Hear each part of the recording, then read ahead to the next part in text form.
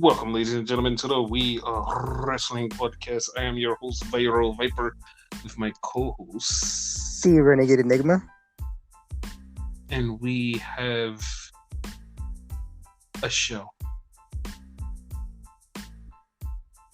I thought we were gonna have like a cool ass intro like last week, but okay. Yeah, no, we have way too much to get to. We have 2 nights of Takeover, 1 night of Raw, 1 night of AMW. We have the prelude to NXT. We have so much to get into. It is so just long and boring, and it's 3 hours, just like Monday Night Raw. That's the thing. Segway. Yes. So Raw started off with Drew McIntyre. It came out and talked about how he came from Scotland and he was a boy and he spent 16 years trying to get here, make him world champion. And then he's talking about how he's done everything. And then Bob Lash shows up and Bob Lash says to him, I've done it for 17 years and I got to the title. And this Sunday you're not going to take it away from me. He says, well, I'm going to take something away from you and it's going to be your soul, your title. And Bob Lash said, I'm going to break you. And they both looked at each other, and MVP said, save it for Sunday. And that was the opening segment of Monday Night Raw. And then we had the stupid off. Not the rest of the show. The stupid off. The stupid off where it was stupid Braun Strowman talking to stupid Shane McMahon. And they had a stupid 2-on-1 match with Elias and Jackson Riker. Braun Strowman won, and he threatened, I'm going to kill Shane McMahon. And Shane said, okay, whatever. Don't care. Okay. Shelton and Cedric, still mad that they're not part of the Hurt Locker business, choked up MVP and said, hey, bitch, why you break us up? MVP was like, man, it was all Vince's fault. I didn't want to break up. Me neither. Then why we broken up? He's old and he don't get it. But I know you're going to fight Bob Lash in a minute. He said, I know. I might lose. You probably will. And lose he did because Bob Lash beat the shit out of him. It was a good match, but Bob Lash still beat the shit out of him. Yeah, Shelton got in his legs too with that shit. I liked it. Yes. Then we had Matt Riddle talking to the New Day. Bro, listen. If it's always a new day, does that mean the year keeps getting longer? What? Yeah, because you guys are like the New Day, and each time I see you guys, it means it's like a new day. Matt, that's not how this works. We're just. So did he actually say that? Because that actually hurt my head when you said that. No, he didn't say that, but I'm just making him the gimmick that they have him. Yeah, I really thought that it was a new day every time I see you guys. Wow, I thought we were in September, bro. And he's like, no, we're about to have a match. Yeah, me too. I'm gonna have a match in a little while against Ali. You guys go ahead and have your match against whoever you're fighting. So they went out there and Xavier Woods fought AJ Styles with Almost in his corner and Kofi Kingston in Xavier's corner. Kofi threw the mic, said Almost and said, fight me! Fight me! Almost just looked at him and said, no.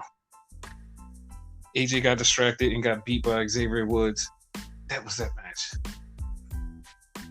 So they left the ring and Sheamus told Ali, beat Riddle. Ali goes out there. They have a good match. Sheamus's hat gets involved somehow. Riddle beats Ali. Yay! Then we have a tag team match. Player. Shayna and Nia versus Asuka and Rhea. You know what happened? Yes. I fell asleep? Also, that. But Rhea beat up Asuka for no goddamn reason and said, "I'm better than you, and I'm gonna beat you and take your title." And we're like, we didn't need that, but okay. WrestleMania, I guess. So Shayna and Nia go to the back, and they're with Reginald, and then all of a sudden, the Riot Squad comes up. Sexy Muscle Friends come up. Tamina and Nia come up. The Ravishing Glow comes up. And also Billy Kay, for some reason, who said, Carmelo's going to be my partner. And Nia goes, I'm going to beat whoever wins that gauntlet. We don't even care. And Shayna goes, yeah, what she said. And That's pretty much the way that shit went. yes. So that was a thing. Bad Bunny showed up in his Bugatti, and Miz and Morrison did a Miz and Morrison thing where they wound up painting the Bugatti, and then they attacked Bad Bunny.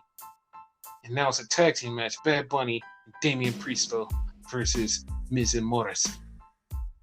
You know, they made the Puerto Rican news. It did? I thought nobody cared about Bad Bunny in wrestling. Well, no one cared about him in wrestling, but like in mainstream media, yeah. That actually blows my mind. Holy shit! I didn't even think anybody gave a damn. That's what the internet will tell you. Yeah, internet.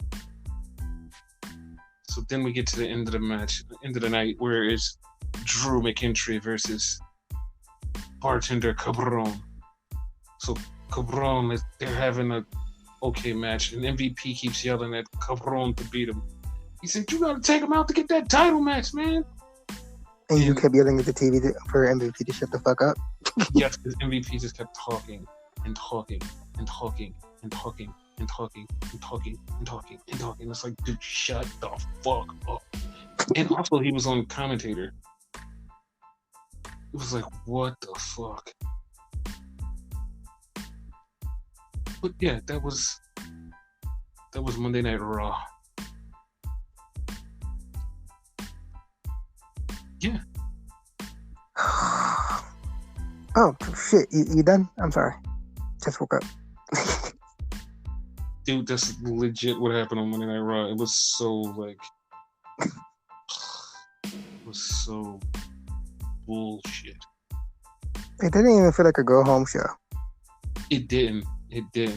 But it was a go home show to, it showed us home.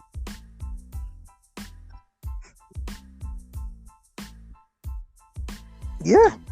Yeah, no, it was a thing. So, AEW Dynamite, that was a thing. Yep. Yeah. So, I don't even remember the first match exactly, but I know. Wasn't it Adam Page versus Chico, whatever the fuck his name is? I don't know. No, Max Caster. It was Adam Page versus Max Caster. And for the first time in a long time, Max Caster's partner, Anthony Bowen. Anthony Bowen is back. So they're out there. Caster's doing his reps. He's getting better. Whoever's writing for him now is doing way better. Like, he literally had some shit that was like, oh, actually, that's not as bad as I thought. Good for you, Max Caster. You're doing good. He kind of came across like Cena-esque. Yes. Or whatever. He had a line there. Something in the effect of, like, you could be a breathalyzer. You can, and then he cut him off. Like, no, you can't say it on TV. He's going to say, blow me. Yeah, but the funny part about that is he's been doing that for weeks. Like, that's not new. That's been his gimmick. That's been his thing. The reason we never cared is because the lead-up bars to that always sucked. Like, yeah. Always sucked. Like, this week, it was something about it that, like, he actually did good. Yeah. It was like, oh, shit, it actually made sense. So, then we had Sting come out and cut a promo, but then he got fucking, I was about to say annoyed, interrupted by Archer. And Archer's like, man, I'm really good. And you're taking up all the time. Sting says, you're right. You are really good. Archer's like, what? No, you are very good. You're really good. And you know what? Because you're so good, Jake should be making you champion. But what's going on? Why is that not happening? Like, you have all the tools. So, what's happening? But I think that you should be a future of this company. And it's like, what? What? Like that took a strange turn. It did. So he's out there for Darby's match, and Darby faced JD Drake, which a lot of people were like, I have no idea who JD Drake is. It's like, it's perfectly fine. It's fine. The AEW dark guy. No. I mean, they didn't know who he was before that. Like, he was on Evolve, and he was doing other things. Actually, I think WWE was going to sign him, but that's not what happened. Okay. So he was a person before this. Yes, he was a person. He was going to get signed. WWE didn't sign him, and it was like, oh, okay. And he was always JD Drake. Like, they didn't change him. Yeah, no, they didn't change anything. He's JD Drake. Oh, okay. So, yeah, that was a thing. Because I didn't like a lot of people going, I have no idea who JD Drake is. Who is he? What? It's like, okay, dude, it's like, you don't know who he is. He's JD Drake. He's kind of, okay. So, they had a match. People kept dying. And it was mainly Darby dying. Darby kept killing himself. JD Drake was beating the shit out of him. JD Drake actually almost won, but then Darby won. And then Darby got attacked by the Hardy Party compound fracture. Hardy Party compound. So the Hardy Party compound fracture attacked him. Then Sting came out with the Dark Order. And because the Hardy Party compound fracture came out, the Bunny was out there. And the Bunny was yelling for Darby to get beat up. But then when the Dark Order came out, Tanara Conti was out there. So Tanara Conti and Bunny had a match, which Tanara Conti wound up winning. And it was kind of cool. Apparently she's the number one contender. Yes, she is. She's been winning, so she's cool. Kushida was out there too. Yes. Jericho did a Jericho promo against the whole Pinnacle and basically ran them down and said a bunch of random stuff. My jerk-off friend? Yes. I am that guy, but I mean, he was talking about MJF also. And then he's cut this promo, and then they went to commercial. They came back, interviewed the Death Triangle, and said, hey, you guys are getting a title match next week.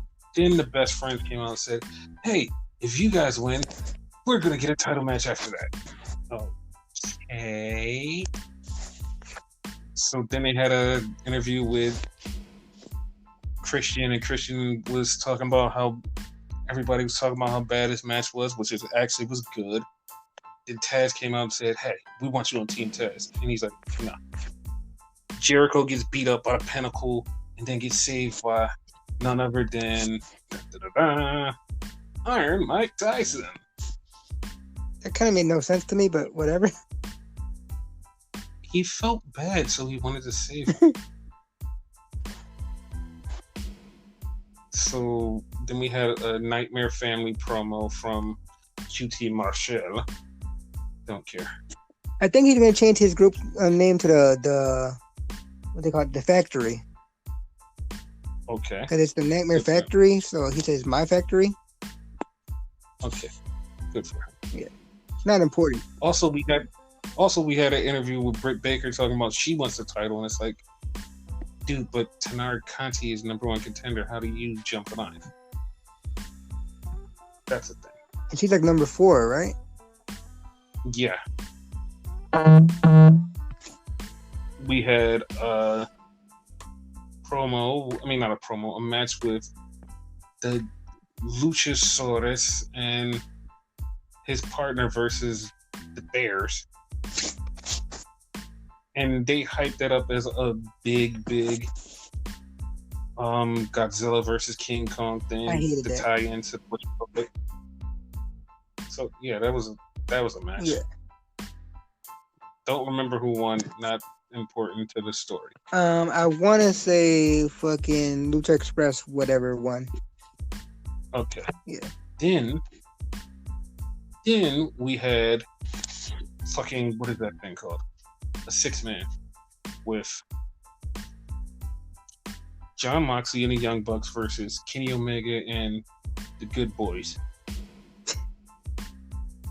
The match wound up being an okay match. The Good Boys and Kenny Omega won the match because the Young Bucks wound up turning on Moxley because they wouldn't beat up Kenny Omega. And Moxley said, just beat him up. They wouldn't beat him, just beat him up. He tagged in, started beating him up, and then he pushed the Young Bucks, and then they got mad, super kicked them. The Young Bucks was with the Good Brothers and Kenny Omega. Kenny's like, finger me, and he was like, no, I'm gonna give you a hug. So they hugged. That's a little thing to stand out there. Yeah. What I forgot to mention earlier was like in the Sting Lance Archer thing, the Scorpio Sky and the Ego were looking on from the balcony. That's the thing. So that's going to come into play later. Yes. And also we got the final announcement that Blood and Guts is coming May 25th or May 5th, May something or other. I think it's May 5th. And okay. And it's going to be the Pentacle versus the Inter Circle Roll. Yeah. Inter Circle. See? The Inter Circle Roll. And the Pentacle. Part of me can't wait for this match. Yeah, you actually been trying to get me to book that match for a while. Even on this podcast, you asked me to book that match. You was like, hey, who's going to go against the Inner Circle? I don't know. Who's going to go against the Inner Circle? I have no idea, dude. Yeah, somebody's got to go against the Inner Circle. Just make up a group. Ta-da! They made up. Yeah. So yeah, that's the thing. Which, if you analyze it, they're kind of like mirror images of themselves, kind of. Basically. So then we had the prelude to NXT TakeOver. And it was the NXT UK show. And on the NXT UK show, it was really, really stacked. Because it started out with Tyler Bate versus Noam Dar in a Crockett Cup match. Or a Classic Cup. Heritage. I don't know what the cup is. Well, Heritage, whatever. With the Heritage Cup rules. And the match was very, very good. Dude, that match was so fucking good. That match was like amazingly good. Like I was like, dude, what the fuck? Why is this match so good? The match was just really fucking good. It was like, dude, why is this match good? It was so fucking good. Like Noam Dar is just like a really good wrestler, and Tyler Bate is good too. And it was just fucking awesome. Like in Dar's corner, he had Sam, or Sam, whatever dude's name, Sam, whatever. And in Tyler Bate's corner, he had Trent Seven. But that match was fucking awesome. Tyler Bate won, so he's gonna get the shot at A-Kid's Heritage Cup. Okay. Piper Niven is still hyping up Jack Smith. I was gonna call him Jacksepticeye for some reason. That's wrong. Well, we already got one YouTube showing up, so yeah, he's a Twitch guy. Don't lump him in. No, he was on YouTube for a minute, so he's bigger on Twitch. He's Jacksepticeye. And I believe he's from the UK also, so He is. He's definitely from the UK. He would definitely work on NXT UK. So yeah, she was talking to Jack Starr, and she's basically turning him into a little kind of a monster. Yeah. So that's kind of cool. One of my favorite movies, Then Little Monsters. What the fuck? Then we had Kaylee Ray and Isla Dawn versus Miko Satomura and Emily McKenzie, which is Millie McKenzie, who was there before, left because they didn't sign her. She was only there for a few matches. She's back now, and she's going to get a push because she won the match. She beat Isla Dawn, and she won the match. But something really cool happened that made me go, ooh, I didn't see this coming in, and I like it. So after the match was over, Millie McKenzie wins the match. They're in the ring, they're celebrating. And all of a sudden, Eva Valkyrie comes out. And she's standing there. She's looking at both of them. She takes a feather. She looks at the feather. And she lets the feather fall. And she's looking at Miko Satomura. So Miko Satomura versus Eva Valkyrie. Like it. Love it. Book it. Cool. Jordan Devlin says, I'm coming back with my title eventually. And you guys are going to have to deal with me being the Cruiserweight champion. Let's see if you can really hold on to that title, pal. But then we had the two dudes from last week. I keep forgetting their names. I'm not going to remember their names. The tag team that broke up. Next week, they're going to fight in a match. Then we had a fucking amazing match. Walter versus Rampage. That match was fucking crazy. That match was crazy. It was so crazy. Dude, that shit was just off the chain. Walter was getting his ass beat by Rampage. I thought it was time. I thought Rampage was going to do it. I really thought Rampage was going to... Rampage is going to win. Rampage is going to win. Rampage got this. Rampage got this. Rampage ain't got a goddamn thing. Rampage lost. Rampage lost. Dude, Rampage lost. Fucking crazy. Rampage lost. That's to the point, like, who the hell is going to beat Walter? I don't know. I got an idea. And I'll say it later on in the pod. Okay. But I got an idea. I got a really crazy idea. He's really crazy. But yeah, so then that prelude leads into delude. Well, it's not so much lewd, but NXT TakeOver Night 1. Yeah. This is all I can say is yeah. It was good. So good. Yeah, it was so good. So, it started out with Pete Dunne versus Kushida. Actually, no. Didn't it start with the pre-show fucking Tony Storm versus what's her face? We're not even going to mention Tony Storm versus Zoe Starks because I'm upset about that because Tony Storm needs to win more and your text messages keep vibrating on the phone. But Tony Storm needs to win more and Zoe Starks is getting this really weird push out of nowhere for no reason at all, and it fucking sucks. I don't understand why she's getting pushed. It fucking bothers the fuck out of me. And the thing is, I know people are like, wait, you said you like Zoe Starks. I do, but Tony Storm really needs to shine, and Zoe Starks getting pushed over her is... it kind of bothers me just a little bit. It's so fast. Not a lot. Yeah, just a little bit. It kind of bothers me. So I'm not excited for it. But that's why I just skipped over that. Okay. I just figured it deserved a mention that quick. It was a Yeah, pre-show, no. so it really didn't matter. Yeah. Then we had the 6-person fight for it all gauntlet match. No, Which you was, didn't you didn't say who won the first match, the one that you was talking about. Because I cut you off. Pete Dunne. No, I did. I said Pete Dunne won. Oh, you said Pete Dunne? Oh, I thought I cut you off. Yeah. I'm sorry.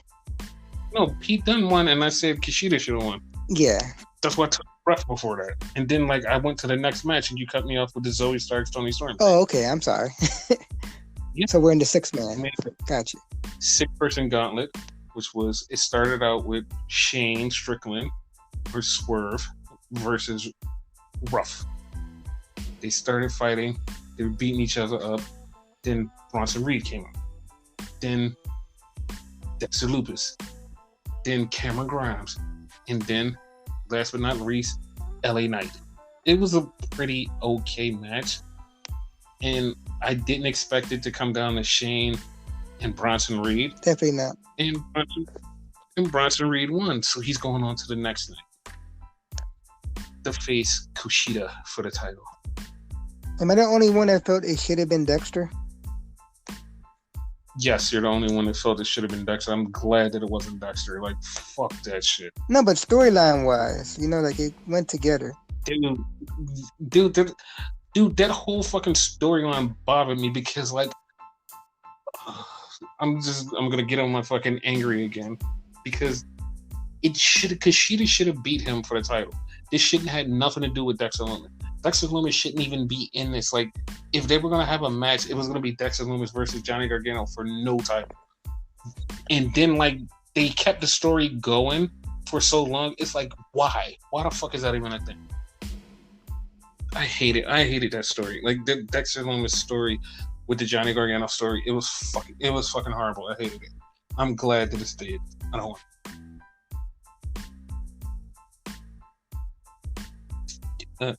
You don't have a rebuttal? No, like, I'm just letting you go. Like, you're not wrong. So, yeah. I'll just say, like, fair enough. Yeah. Then we had a match that was already good on paper. It was already a match that everybody was talking about. It was a match that fucking lived up to its name. Tommaso Ciampa versus Walter. Yeah. That goes into the match of the year category for me. It was fucking awesome. It was fucking awesome. Walter retained his title against Ciampa. It was just fucking awesome. Fucking awesome. I would dare to say barely. Yeah, barely. But, like, it was fucking awesome. Then we had the 3-way for the tag titles. MSK, GYV, and Legado del Fantasma. It was a really good match. High flying, a lot of intensity, fucking awesome. And, of course, out of all things, MSK won because they should have won. Yeah. Good for them. Then we had the main event. Raquel Gonzalez versus Io Shirai. We knew what was coming. We knew what was going to happen. Match was fucking awesome. Fucking awesome. Fucking awesome. And we have a new women's champion who is Raquel Gonzalez. That match was wild. Yes. How do you feel about night one? I say it was amazing. Like, out of the whole week so far, obviously we recorded this before WrestleMania and whatever, right? So, best thing of the week, night one.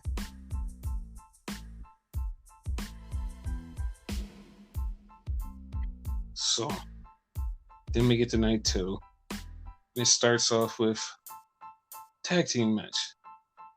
Winners of the tag team match, number one contenders for MSK.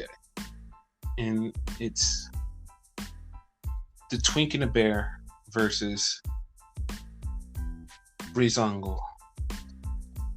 And the winners or the Twink and the Bear. They're getting a title shot. That came from left field. Like, I didn't get that. I could have sworn it was gonna be Brizdango. Yes. Then we had a title. The title match to unify the cruiserweight titles. The ladder match: Santos Escobar versus Jordan Devlin. Fucking awesome. Fucking great ladder match. Fucking awesome ladder match. And winner and still cruiserweight champion, Santos Escobar. If Jordan Devlin would have won, do we say still champion too, or? Yes, we would say still champion. Because the way you said it, I'm like, would it go both ways? Yes. And after the match, something that happened that literally made me happy, because this brings me back to a couple of years ago at the end of Triple Mania, after El Fantasmo lost. He had to take off his mask. He took off his mask, and he's in the ring with his father and his son. And his son is looking at the enemies, and his son just does the slit throat. Like, you're all dead to me. His father stayed there for a while, and then he just went missing. And then he went on an excursion, and he showed up here in NXT and became Santos Escobar. And Santos stood up there with Elgato Fantasma and his son, and he put the mask on his son, and he gave him the other Cruiserweight Championship and said, "See, this is what I've been working for." And it was great. It was a full circle moment. Full circle moment. Actually, I kind of went the other route with it. I was kind of upset. Why? He didn't do the cutthroat. Had he done the cutthroat too, it truly would have been full circle. That was the only thing that was lacking. But see, here's the twist to the cutthroat. Uh-huh. When he did the cutthroat, he wasn't saying, "My enemies will die." He was saying, "This is the end of El Fantasma." And he did the cutthroat. El Fantasma was no more. Now Santos Escobar rises as champion. Okay. See? Full circle. That works. Speaking of full circle, we had a tag team match for the women's tag team titles. Shotzi Blackheart, Ember Moon versus Candice LeRae and Indy Hartwell. I really wanted Candice to win because I'm a real big fan of Candice, and I don't think that she gets the praise that she deserves. Triple H treats her like she's a second-class citizen, and they make her feel like she's nothing, and it just boggles my mind how you have something so good there, and you don't use her. You make her feel like she doesn't deserve anything. But I hope that one day that she actually gets the win. But today wasn't that day, because Shotzi Blackheart and Ember Moon kept their titles. Good day, mate? I don't know. Yes, they did.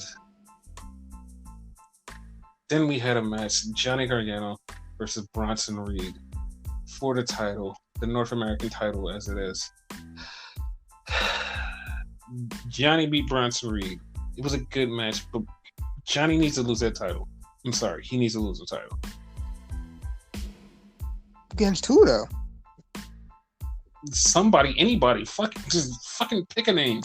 Throw something in the hat. Fuck it, he needs to lose. It's fucking ridiculous, dude. Because at this point, like, he's starting to feel like Io, or like he done beat everybody.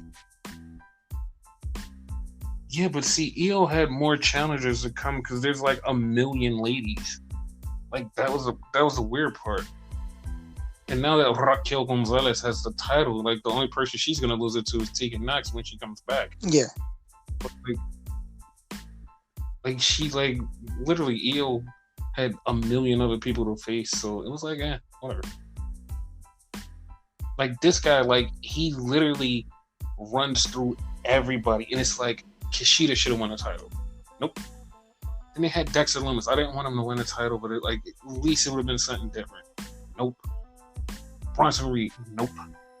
Like he lost the title for like 5 minutes to fucking Leon Ruff. Like he could have lost it to Damian Priest at one time. I was about to say that too. Like everybody he should have lost the title to. Nope. It's just like fuck. Like find somebody and make him lose the title to. Like immediately. Like. I mean, I could see him losing to somebody, and it could be Roderick Strong, because they haven't wrestled yet. Okay. Kyle O'Reilly, they haven't wrestled yet. Like he has a few people he hasn't wrestled yet, but at the same time, if he wrestles any of these people, lose the fucking title. Lose the fucking title. Yeah. So then we had the main event. Killer Cross, or Karrion Cross versus Finn Balor. Now this match was really good, and I didn't want Finn to lose. But Buzz, the way it happened was Finn just kept beating the shit out of him. He kept coming back. He kept beating the shit out of him. He kept coming back. Then he gets to the end, and Finn hits him with the double foot stomp. He goes for the pin. Cross puts him in the cross jacket. Cross taps him out. New champion, or should we say old champion, Karrion Kross. Yeah, because he's never lost the title to begin with, technically. Exactly. So, at this point, the show was over. No more show. Show is done. The show is done. There's no more show now. But there was an unsanctioned match that popped up in the unsanctioned match.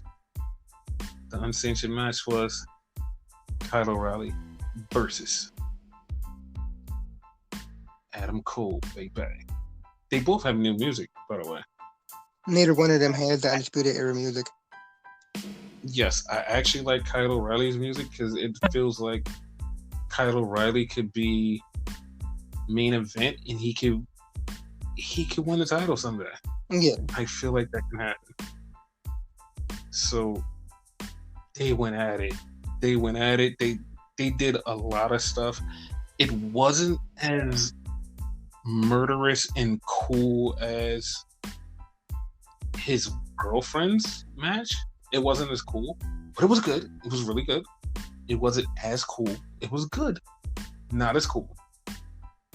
You know what I mean? No, I totally got really you. This one seemed more wrestling based, where the other one seemed more hardcore. Yes. Like it was brutal. They fucked each other up, but it wasn't. Mm-hmm. There was no blood or nothing like that, you know. So yes, a little exactly. bit, because Kyle's back was scratched up, but you know. Yeah, but that was like because he went through some stuff, and like it wasn't like, oh my god, this is brutal. It was It was wrestling mixed with weapons. Yeah. Like the Britt Baker match was weapons mixed with wrestling. That's what that was. Yeah. So that was a thing. And this match was like really good, and Kyle winds up winning. Kyle won the match. Fucking awesome. Yes. So Kyle O'Reilly should, in theory, in Austin theory, should be going for the world title eventually, right? I 100% agree. Yes. You see that? Like I see that? Yeah. I see that. I think we mentioned in the podcast once. Yes, like him versus Karrion Kross, which you said you definitely want to see because it's something different. Mm-hmm. It seems like this is going to be like a fucking great match if and when it happens sooner than later. Hopefully sooner.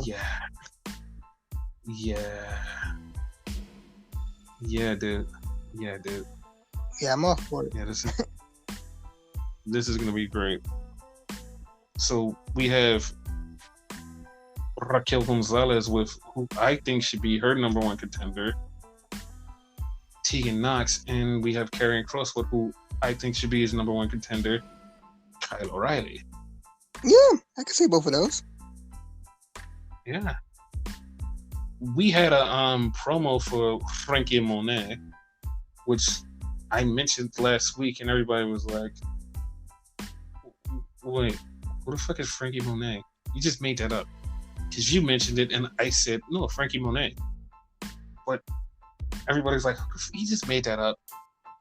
Ta-da. Yeah, Frankie Monet was her name. I told you guys didn't listen. You guys were like, oh, what are you talking about? Yeah. Yeah, because that was kind of fucked up because I didn't see her name. Yeah, like you only saw Frankie. I did my research before the pod and was like, hey, what's going on with this person? And they're like, yeah, her name is now Frankie Monet, no longer Taya Valkyrie. And it's like, oh, okay, got it. Totally got it, though. I'm digging it. Yeah, of course. So, other wrestling news, like Andrade tweeted out,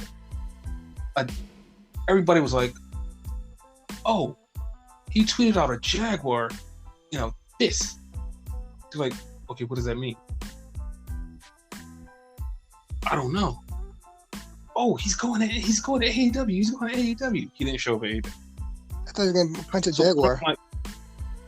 Here's the thing, right? Mm-hmm. I'm thinking, what if he actually meant to tweet out a lion, but there's no lion? Okay. I see what you're saying. Exactly. So La Sombra is going back to fucking New Japan. And the funny thing about that is, I thought that. Then he tweeted out a bunch of pictures of him being in New Japan, and it's like, is that exactly what I thought? Yeah. Speaking of New Japan, oh boy, we have a new world champion. Here's the thing. The world champion became world champion because he said he would do anything, even beat up the woman he loves to get the title, which he did. Buzz. And because he beat up the woman that he loved, she went to Stardom and she had a match. And after the match, she said, "This is my last match at Stardom." Okay, all right, cool.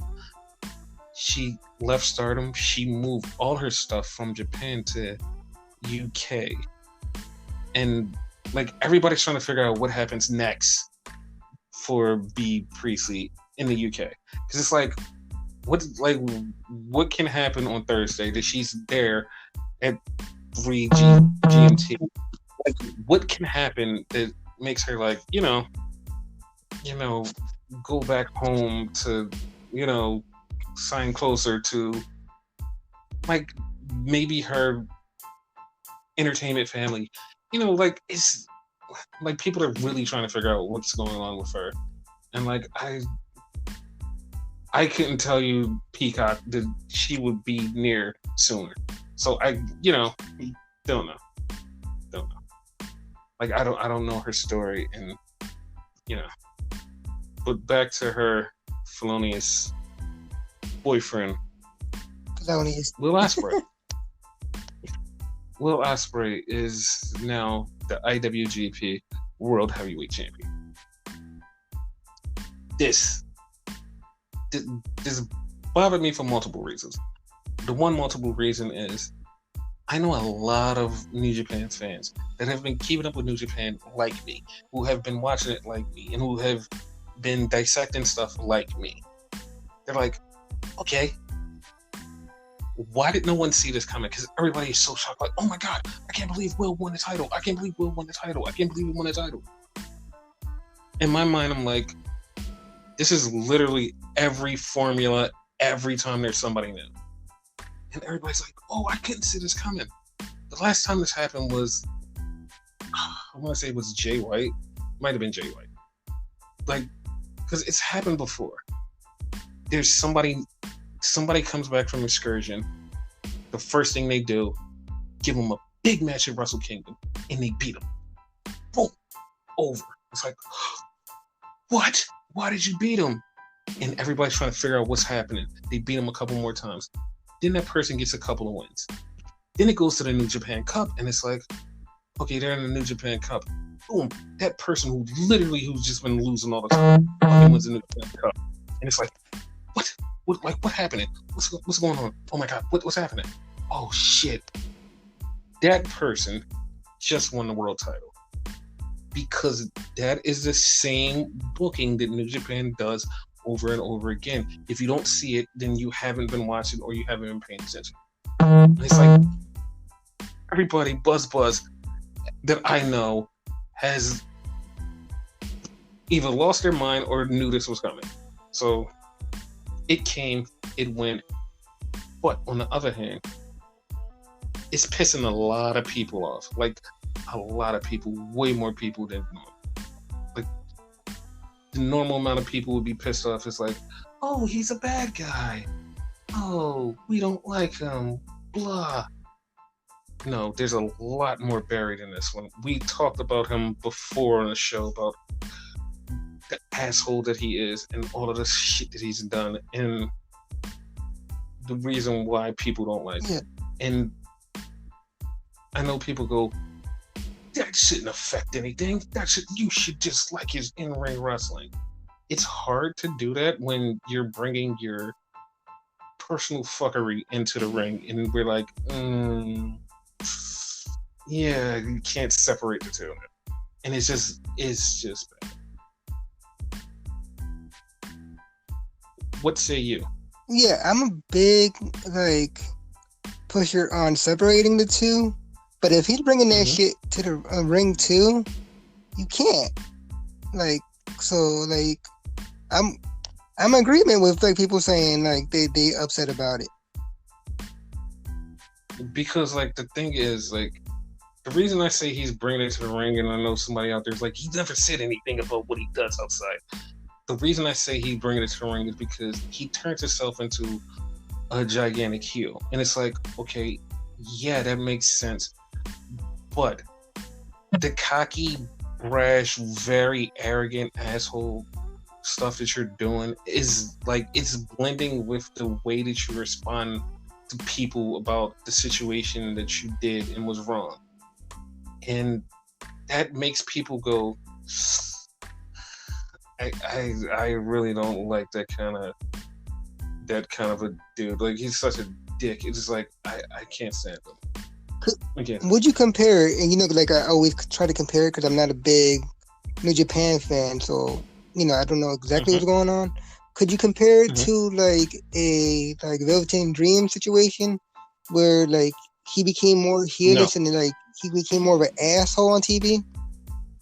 No, because the Velveteen Dream situation is it's different because Dream was already slowly an asshole, but his isn't like Ospreay's.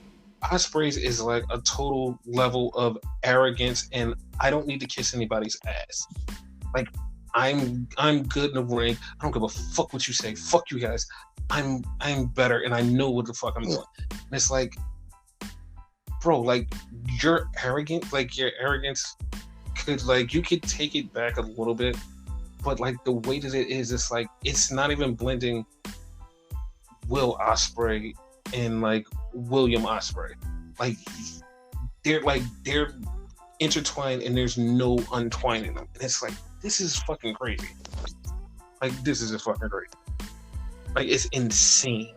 And it's and the people that I know that are super New Japan fans, and I talk to, and we just have lots of conversations yo, and they noticed it before I did, and they're bro, are you seeing how much of an asshole he is? And we started to put it together, and we're like, wait, this is not just him being an asshole. This is him taking his outside life, bringing it to New Japan, and just saying, you know what? Fuck these guys. Fuck you guys who having a problem. Like, fuck you. It's like, dude, what the fuck? Okay. But he's champion. He's champion. Like, we'll see how it goes. And like, everybody knows when you have a champion who's a bad guy, everybody wants to beat him, and that's where the money is. About to say that. The money's in the chase for the He's already got 2 contenders lined up. Shingo Takagi, and sometime in late April, early May, and then we have Okada and Shingo Stadium. Like that's 2 things. Again, I'm not a big like New Japan guy, but I know they have like weight classes and whatever, so certain people can't face certain people. Is Sanada still a thing? And if so, can he face him? Yeah, Sanada can face him, but like there's a problem with Sanada. Sanada is really good in the ring. Sanada has the look. All of the women find him attractive. Some of the men find him attractive too. He has this aura of like, in Japan, like here's the thing, in Japan he has this aura, even though he doesn't say much, he's like the brooding, like quiet dude with all of these skills. The thing that bothers me and a lot of the wrestling fans who are like fans of Sanada and New Japan, Sanada doesn't have a second gear. Sanada has this gear where he wrestles and it's like he's coasting through the match and like he's doing all these cool moves, and it's like you have no anger or emotion, no nothing to pull anything out to have these type of matches.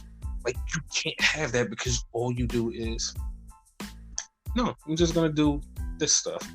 And like when you win matches, you see how the crowd goes crazy for him. And they're like, oh my God, Sanada. And it's like, bro, like you can be a star. You don't have the like emotion. Like even like he had a match at Wrestle Kingdom against Evil, and Evil turned on LIJ and turned on him, and they had a match. And even Kevin Kelly is literally screaming in the mic. Kevin Kelly is right there. Kevin Kelly's like, just show some emotion. This man turned on you. Like, he hurt your friends. Like, you can't show any emotion. And Sanada won the match.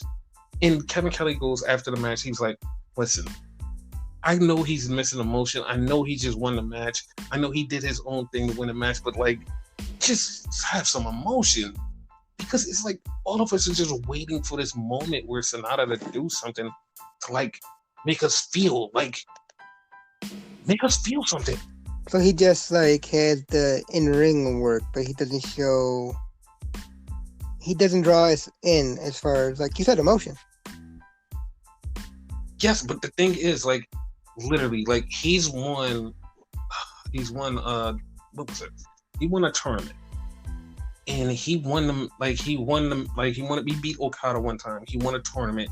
And the thing is, when he wins, he literally cuts a promo and it's like the most monotone, dry ass promo. But he does this one thing where he tells them to turn on the lights.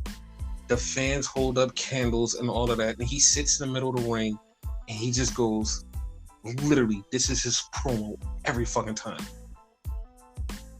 Wherever the city we are, this is my favorite city. Thank you. And like everybody goes fucking crazy, and it's like, okay, and somebody pointed this out, was like, okay, we're American, we don't get it, but at the same time, he's not winning titles, so it's something that's not connecting. Didn't American have a similar gimmick too? Didn't an American have a similar gimmick though? I feel like they did, but like for some reason, like Sanada's is like way more connected with people because like it's something about him. Like like he has the look and the presence. He just doesn't have the emotion in the ring. Like he could fucking go in a match. Like he had another match with Ibushi, right? The whole time leading up to the match, this is exactly what Ibushi did the whole time. Instead of talking about the match with him and Sonata, Ibushi went to go mess with Hiromu and Sho because they were having a match. He literally would just in the middle of their program just go sit down and talk to them. And everybody was like, why is he not hyping up the match with Sonata? Then they asked Sonata, I have nothing. It literally was the most weirdest fucking thing. And everybody was like, what the fuck is happening? Then they have the fucking match. And we're like, okay, this match is going to be great. This match is going to be awesome because these two guys can tear it up. These guys are fucking awesome. The match was it was good, but it was so fucking boring that everybody was like, I've never seen a tournament final that boring before. Like it literally was 30 minutes, and everybody that saw it was like, I can't say this is a 5-star. I can't say this is a fucking classic. This was just weird. Like everybody was like, this is just weird. Like, and they're like, these tournament finals are always awesome. They're like, there's always crazy. Nah, fam. Like, nah, that it just was it. Sonata is just like, he needs something. He needs to turn up the emotion. Like, he doesn't need to leave his team or like turn to a bad guy. He just needs emotion. They made history. He's just like, he's just like a charisma vacuum. Like, I don't know. No, but why. I'm saying they made history. Like, somebody. They're the first ever most boring match on that shit.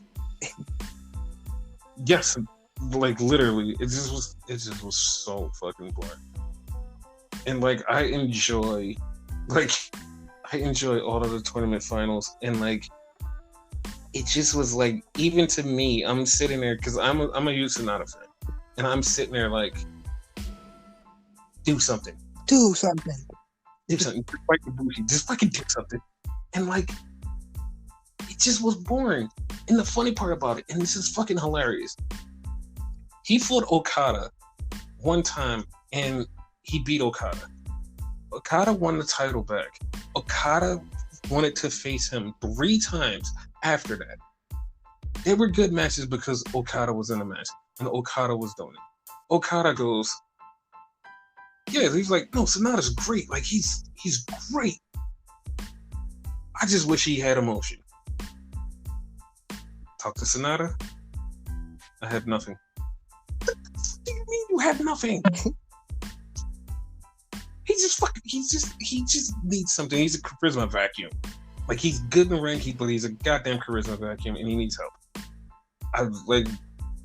People have given up on him already. I'm still 6 years in going, no, Sonata, he's just gonna do it. He's gonna turn it around sometime. Still 6 years later, holding on hope. I will continue to hold on hope for Sonata. Everybody else has gave up on him. Like, no, giving up. No, but if he has nothing, he needs something. Yeah, I'm holding out hope that one day he finds that something and he becomes champion. Everybody else is like, no, I gave up. Like, this guy 10 years from now, I still have nothing. Dude, I believe that. I believe that. That's why they called it the Battle of the Himbos between him and Ibushi, because like they both, like, neither one of them cared about the match. Leading up to the match, no one cared. And it was such a boring match, but still, no one cared. They didn't care. We didn't care. Like, no one cared. No one fucking cared. God damn it. Somebody cared.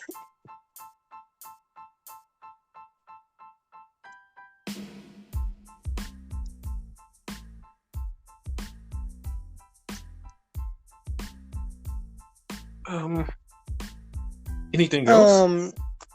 I tried to watch Impact Wrestling this past Tuesday, but they moved to Thursday.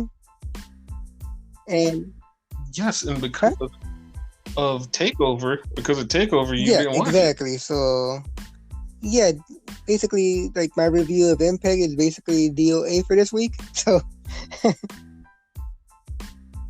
Yeah, and MLW didn't have a new episode, which is very commendable of them for not having a new episode. yeah, Because this is WrestleMania week, and there's like so much WrestleMania, which so much WrestleMania is crazy because SmackDown will be part of WrestleMania. It's called SmackDown WrestleMania because they're gonna have the Andre the Giant Battle Royal on SmackDown, and they're gonna have the 4-way on SmackDown. So instead of doing our regular SmackDown coverage on this podcast, we will put that into the that WrestleMania makes perfect podcast, sense. which we will be dropping right after WrestleMania Night 2. So we're going to have SmackDown Night 1, Night 2. And we will give you all of our opinions, notes, reviews, whatever on WrestleMania. Like, we're not even going to do the review of the card because, for one, it's a big card, and two, we still don't know which matches fully are on which night. So we're just like, we'll just do the review with the prediction. Not to mention That's with it. fucking like takeover where they put matches on there like last fucking second. That might be a thing too. Yes. So I think it's best we lay off of it. Exactly. Yes, well, we will wait to give full coverage of WrestleMania until WrestleMania is Yes. over. So yeah, you're gonna get a whole WrestleMania review. So this is the regular podcast for the week, including the 2 nights of Takeover. So yeah. Anything else? Mr. Burns? Yes. You don't remember me? No. Who are you? Get the hell out of my office. You don't remember No. me? Fuck this shit.